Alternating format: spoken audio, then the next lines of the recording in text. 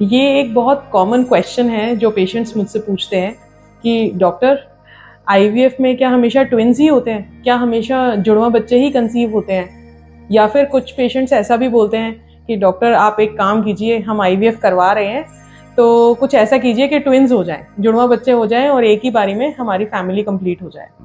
तो आज इसके बारे में ही हम डिस्कस करेंगे कि क्या आईवीएफ में हमेशा ट्विन्स ही होते हैं। मेरा नाम doctor Sakshi Bansal, consultant obstetrician gynaecologist, IVF specialist, MD DNB obs and gynae with super specialisation in IVF and infertility from Germany.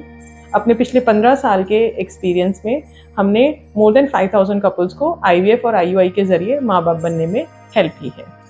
तो आज हम बात करेंगे कि क्या आईवीएफ प्रेगनेंसीज में हमेशा ट्विन्स होते हैं। ऐसा नहीं है, ये एक मिथ है और पेशेंट्स को ये गलत धारणा बहुत कॉमन है कि आईवीएफ प्रेगनेंसीज में हमेशा ट्विन्स होते हैं।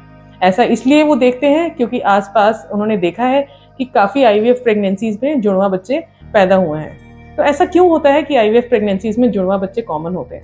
ऐसा इसलिए होता है क्योंकि आईवीएफ का सक्सेस रेट इंक्रीज करने के लिए, बढ़ाने के लिए जनरली हम एक से ज़्यादा एम्ब्रियोज डालते हैं। 2 या 3 एम्ब्रियोज हम यूट्रस के अंदर पेशेंट के ट्रांसफ़र करते हैं।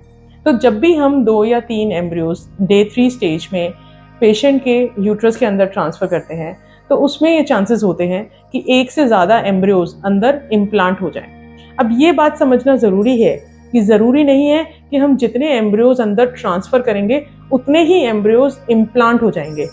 इम्प्लांटेशन एक कम्प्लीटली डिफरेंट प्रोसीजर होता है, वो अपने आप अंदर जाके वो प्रोसीजर होता है।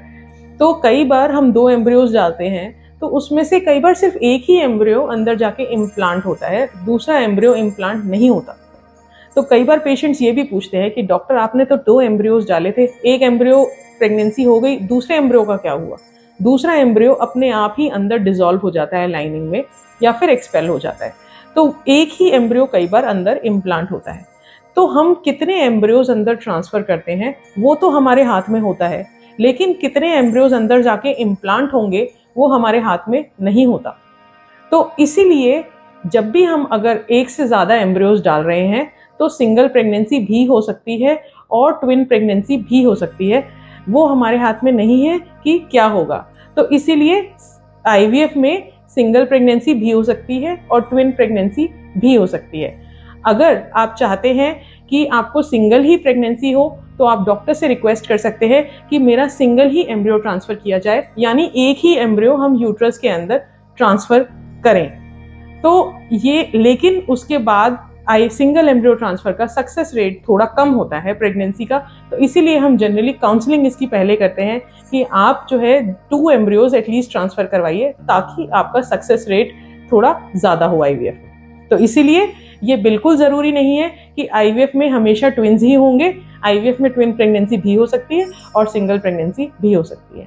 Thank you. प्लीज़ अगर आपको ये वीडियो पसंद आई है तो प्लीज़ इसको लाइक कीजिए और शेयर कीजिए और फर्दर इन्फॉर्मेशनल वीडियोज़ के लिए हमारे चैनल को सब्सक्राइब कीजिए। Thank you.